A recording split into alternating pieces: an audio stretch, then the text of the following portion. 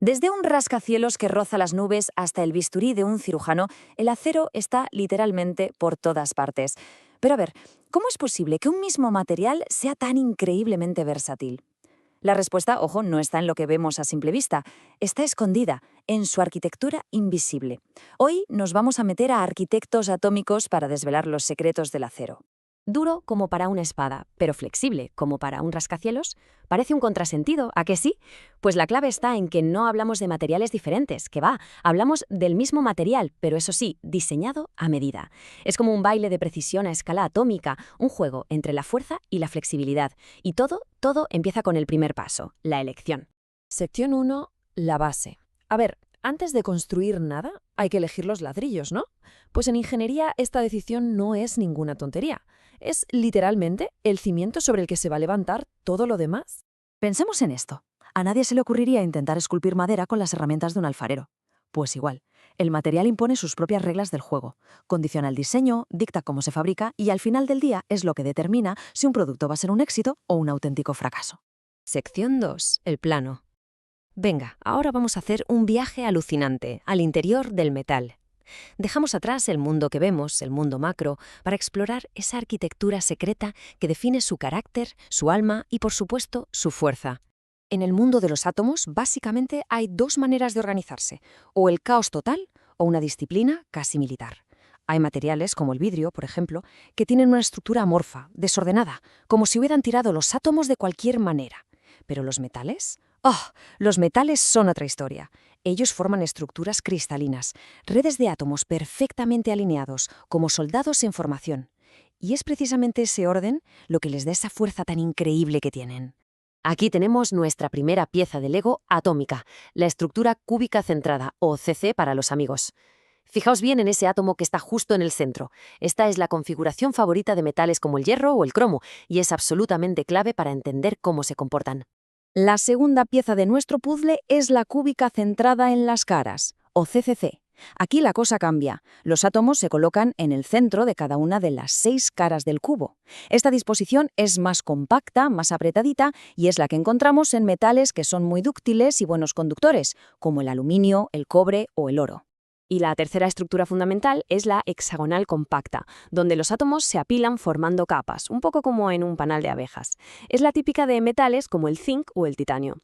Así que con estas tres arquitecturas, CCC, CCC y EXTC, tenemos los planos básicos con los que se construye prácticamente todo el universo de los metales. Casi nada. Pero claro, esta estructura tan ordenada no aparece por arte de magia. Imaginemos un lago que empieza a helarse en invierno. El hielo no se forma de golpe, ¿verdad?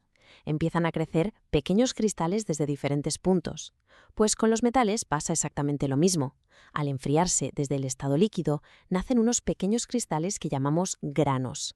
Estos van creciendo, expandiéndose hasta que se tocan unos con otros, creando al final esa estructura sólida y entrelazada que conocemos. A este estado formado por un montón de cristales lo llamamos policristalino. Y aquí viene lo importante, la clave de todo.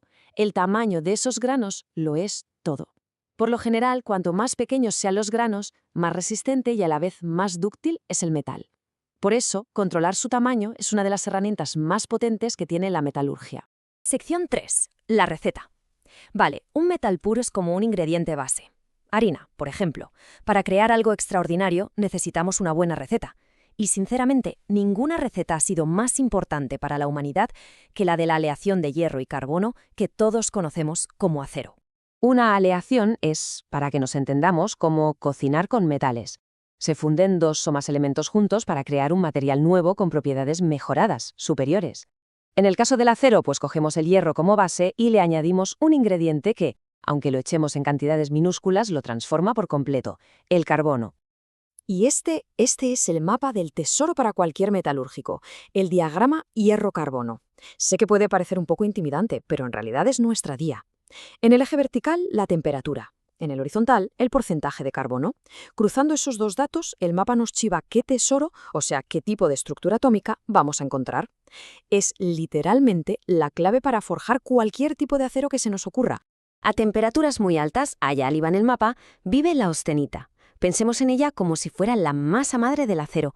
Es una fase en la que el hierro es capaz de disolver un montón de carbono en su interior, como el azúcar en el agua. Y aunque solo existe en caliente, es el punto de partida crucial para casi todos los aceros que usamos hoy en día. Ahora bien, si dejamos que esa austenita se enfríe tranquilamente, despacito, el hierro se transforma en ferrita, que es su estado natural a temperatura ambiente. La ferrita es blandita, fácil de trabajar y, curiosamente, magnética. El problema, pues que es un poco quisquillosa con el carbono y apenas lo admite dentro de su estructura. Entonces, ¿qué pasa con todo ese carbono que la ferrita, por así decirlo, expulsa? Pues no se va a ningún sitio, se une químicamente con el hierro para formar un compuesto totalmente nuevo, la cementita. Imaginemos que son como pequeños y durísimos diamantes incrustados en el metal. Es extremadamente dura, sí, pero también muy frágil y es la verdadera fuente de la dureza del acero. Vale, ya conocemos los ingredientes. Ahora vamos a ver cómo los cocinamos. Y aquí es donde la ciencia se convierte en una especie de alquimia moderna, donde usamos el calor para manipular estas estructuras a nuestro antojo. El tratamiento técnico, en esencia, sigue 3 pasos: calentar, mantener esa temperatura un tiempo y finalmente enfriar. Suena fácil, ¿verdad? Pues no. La clave de todo está en la velocidad, sobre todo en la velocidad a la que enfriamos. Es en ese momento donde podemos, por así decirlo, engañar a los átomos, para que formen estructuras completamente nuevas y sorprendentes. Y aquí es donde ocurre la transformación más radical de todas. Si enfriamos la austenita de forma superviolenta, por ejemplo metiéndola de golpe en agua o aceite, el carbono no tiene tiempo material de escapar. Queda atrapado a la fuerza dentro de la estructura del hierro, deformándola y creando algo que no existía antes, la martensita, una estructura increíblemente dura y resistente.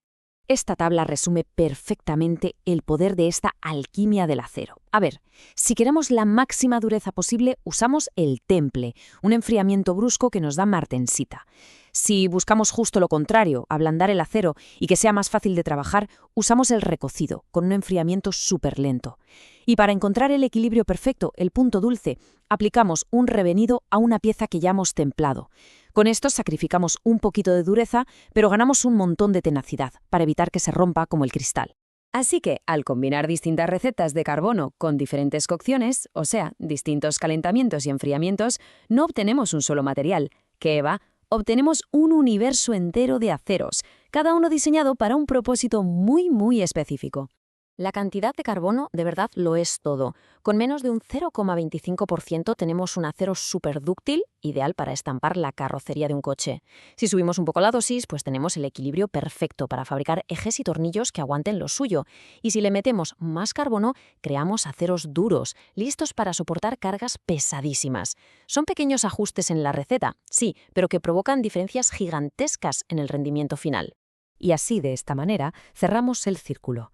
A la izquierda tenemos ese universo invisible de granos, de estructuras atómicas. A la derecha, el resultado que podemos tocar. La fuerza monumental de un rascacielos o de un puente no nace en la obra, no, nace aquí, en el control preciso de su arquitectura a escala atómica.